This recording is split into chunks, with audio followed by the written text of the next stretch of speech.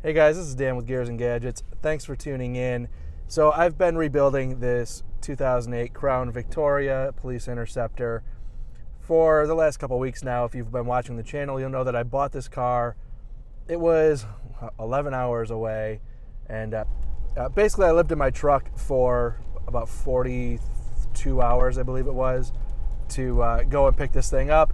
And a lot of you guys are saying that I'm absolutely insane, which possibly is the case. What happened was I bought this car at auction. I probably got a little carried away during bidding. When I started bidding on it, the price was right to go and pick the car up. When I ended bidding on it, probably not so much anymore.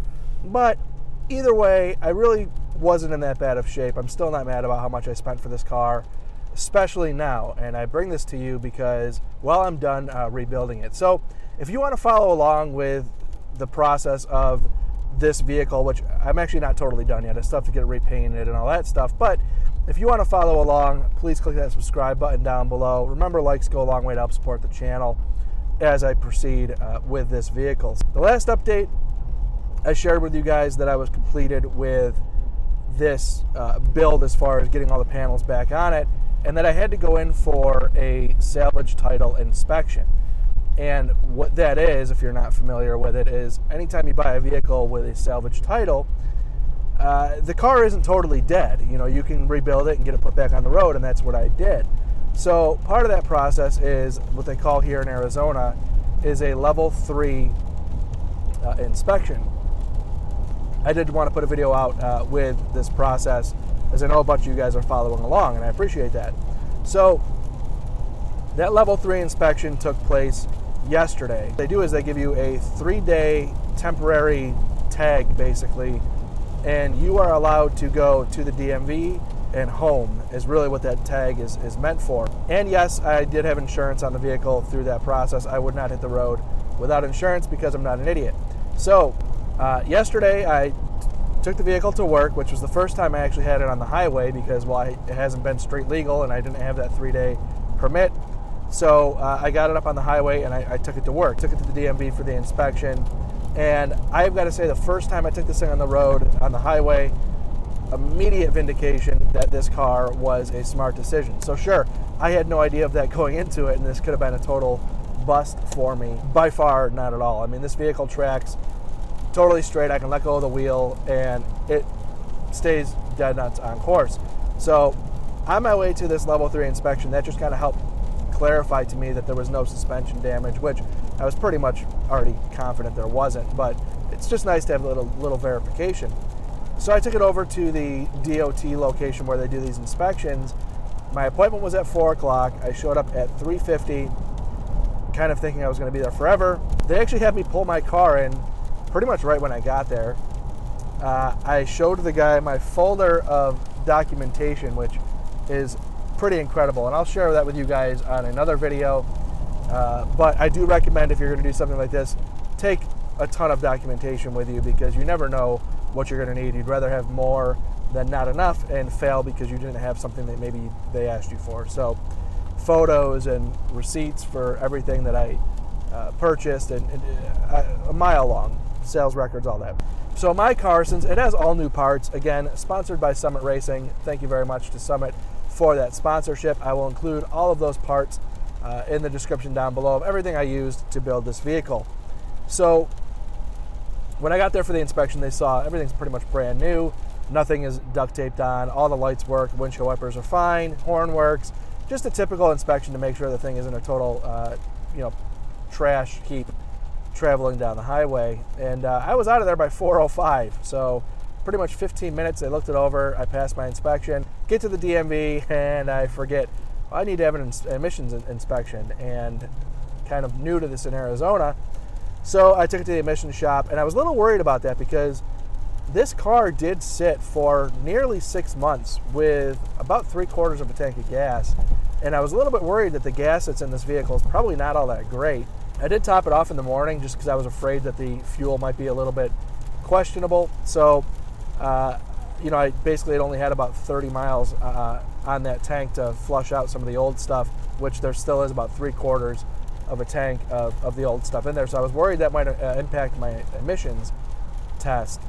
But I went in for the emissions test, and they ran it all through. They just basically hook it up to the OBD OBD port. I always say ODB. It is not the old dirty bastard port. Yeah, baby, I like it raw. It is the onboard diagnostic port. So they hooked it up to the OBD port. Everything passed, and I was on my way. Unfortunately, the DMV was closed by the time I was done with that. So I just still had that 3-day tag. So today, I drove the vehicle to work, took it right over on my lunch, went through all the paperwork, and everything's fine. The title is now a rebranded Salvage. And people are kind of funny in the comments. They're like, well, the car's not going to be worth anything. My motivation for buying this car was to buy it to drive the wheels off of it. So in 2 or 3 years from now, theoretically, I could turn around and sell this car for, I don't know, $2 to $4 grand. I don't know what they're going to go for at that point. But it only has 97,000 miles on it. So I can drive it for a couple years, turn around and sell it with under 200,000 miles on it, and recoup probably what I'm into at least now, less paint jobs and stuff like that. So again, I didn't buy this for resale value. I'm not going to be one of these guys, and I'm telling you, if you look on Craigslist, a bunch of these cars, the Crown Vic Police Interceptors, are exactly what I bought that were rebuilt and somebody's flipping it for a profit. Not what I'm doing. So I do want to drive this car for a few years, really drive the wheels off of it is my intent. So I took it to the DMV. They reissued that title, rebranded as Salvage rebuilt car, and they gave me my tag. I paid the registration, and I'm done. So to anybody out there that was one of you that commented that good luck getting through your inspection, it was super easy, way easier than I would have even imagined it myself. They didn't look at really any of my documentation or anything, so all in, I'm in good shape.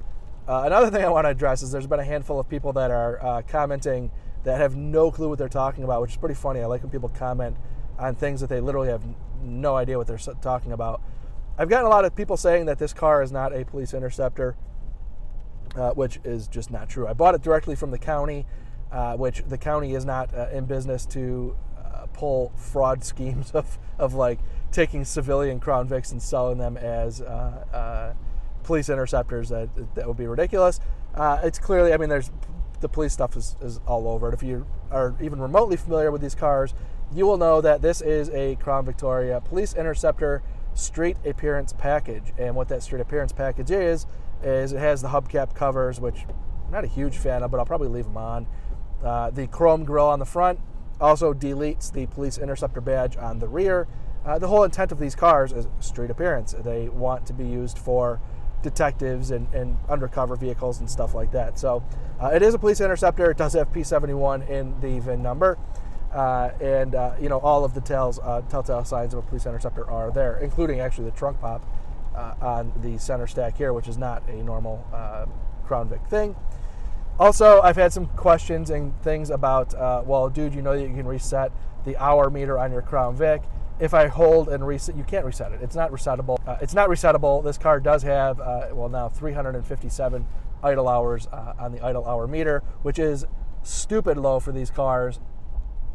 If you buy these cars, and I've had so many comments of people that have said, like, dude, I got my Crown Vic for $500, you got ripped off. And to those people, I say, I highly doubt you got your Crown Victoria street appearance package with under 100,000 miles and under 500 idle hours on it for 500 or even under $1,000.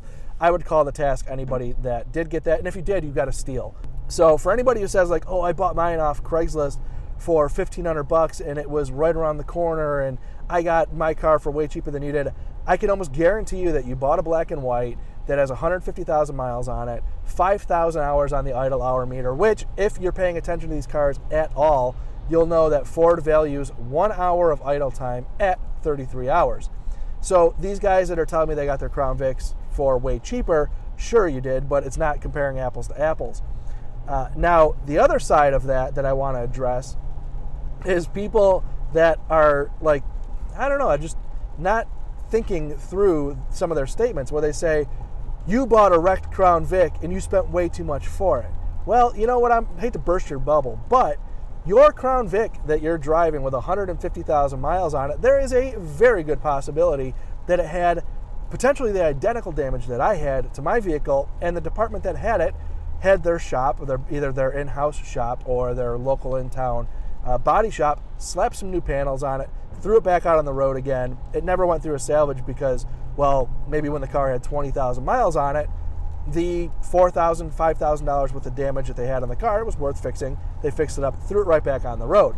So true, your title may not say that it's a restored salvage car, but it doesn't mean that your car did not have the identical damage or even worse damage than what mine did on it, and that they just repaired it and put it right back on the road.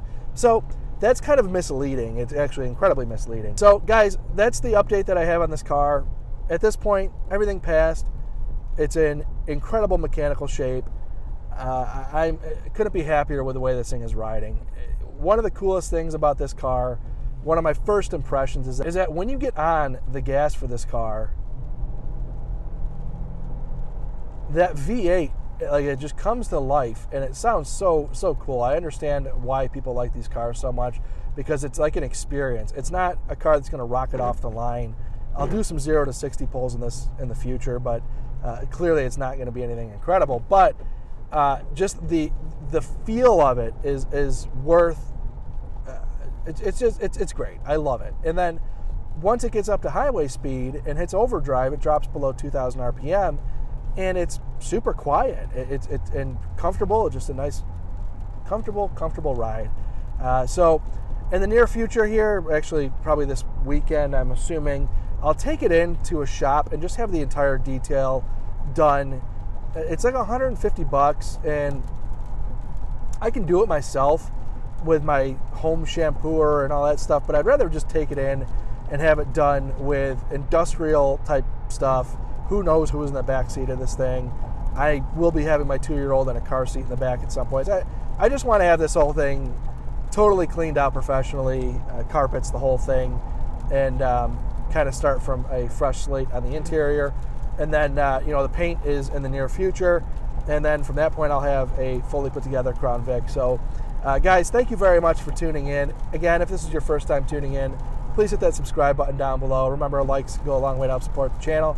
And we will see you guys next time.